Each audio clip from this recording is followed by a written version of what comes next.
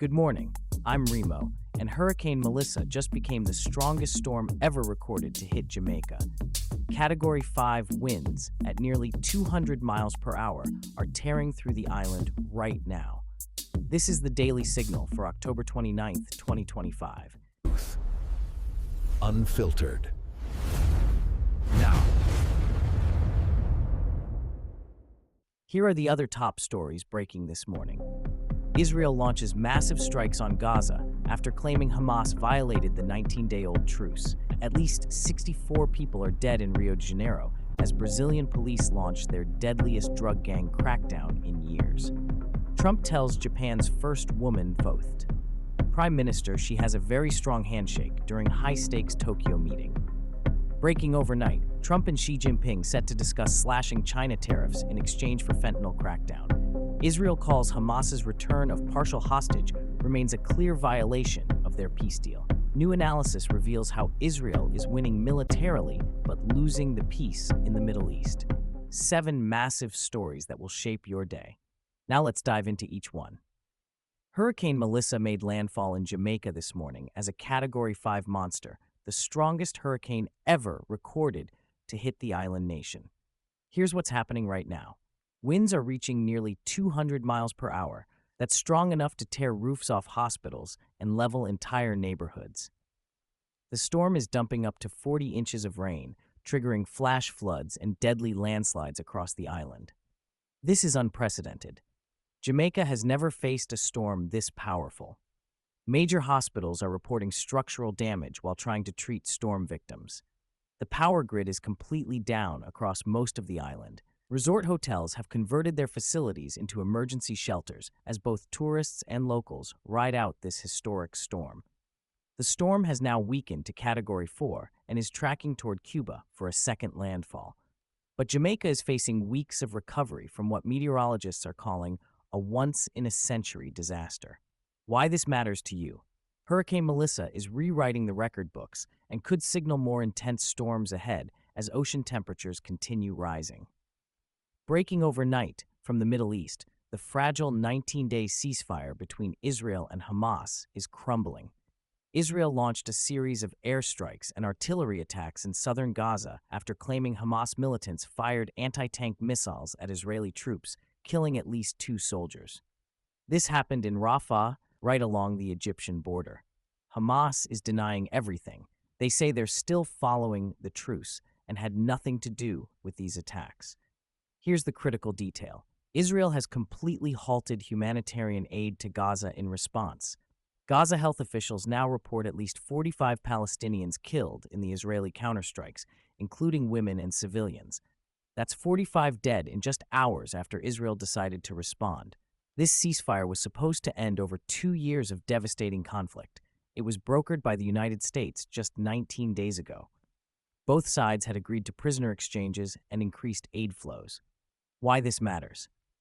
If this ceasefire completely collapses, we're looking at a return to full-scale war in Gaza, with massive implications for regional stability and global oil prices. In Brazil, at least 64 people are dead after police launched what they're calling their largest anti-drug operation in years across Rio de Janeiro's favelas.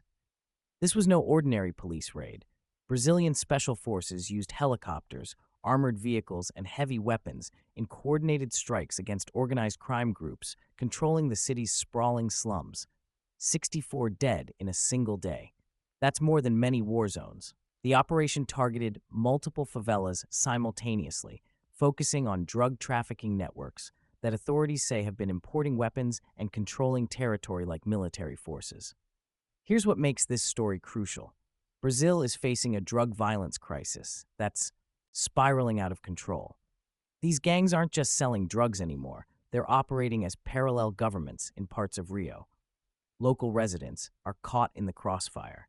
Human rights groups are already questioning whether this level of force was necessary, especially given the high civilian casualty risk in densely populated favelas. Why this matters globally? Brazil's drug war is connected to international trafficking routes. When violence explodes in Rio, it often signals broader problems in the global drug trade. President Trump is making headlines in Tokyo after telling Japan's first woman prime minister she has a very strong handshake. This happened during a high-stakes diplomatic meeting focused on trade and security issues in the Pacific region. Now, you might think this is just Trump being Trump, but here's why diplomatic observers are paying attention. Japan's new prime minister is navigating unprecedented challenges with China and North Korea. Her handshake comment is being analyzed as either a sign of respect or potential cultural insensitivity, depending on who you ask. The real story isn't the handshake, it's what they discussed behind closed doors about countering China's influence in the Pacific. Why this matters: Japan is America's most critical ally in containing Chinese expansion. Every diplomatic signal between these leaders affects global balance of power. Breaking this morning, Trump and Chinese President Xi Jinping are set to discuss a major trade deal, lowering Chinese tariffs in exchange for Beijing's help cracking down on fentanyl production. This is huge. Fentanyl kills over 70,000 Americans every year, and most of it originates from Chinese chemical companies. Here's the deal being discussed. China agrees to shut down fentanyl precursor chemical factories, and in return, the U.S. reduces some of the massive tariffs imposed during the trade war. Both sides have something to gain. China wants relief from tariffs that are crushing their export economy. America desperately needs to stop the fentanyl crisis that's devastating communities from coast to coast. But there's skepticism. Previous agreements with China on fentanyl have failed spectacularly. Chinese authorities promised crackdowns before, only to see production simply move to different provinces.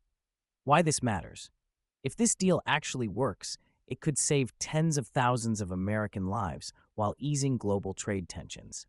If it fails like previous attempts, it proves China can't or won't control the fentanyl pipeline. Back to the Middle East crisis. Israel is now calling Hamas's return of partial hostage remains a clear violation of their peace agreement. Here's what happened. As part of the ceasefire deal, Hamas was supposed to return complete remains of hostages killed during the conflict. Instead, they returned only partial remains of previously recovered victims.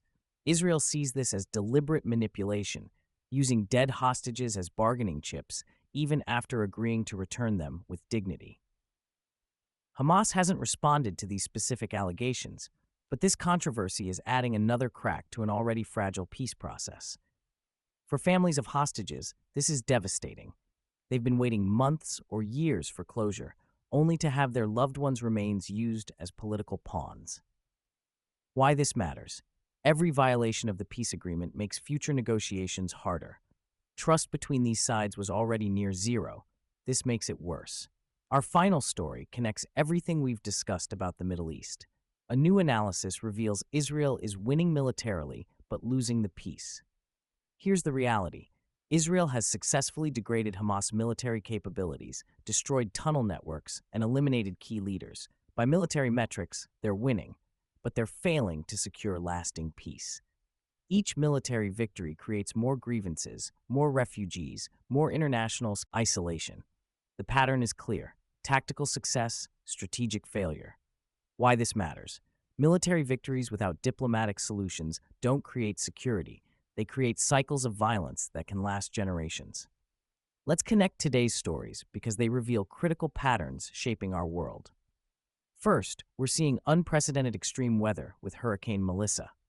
When the strongest storm on record hits Jamaica, it's not just a local disaster, it's a preview of our climate future. Second, violence is escalating globally.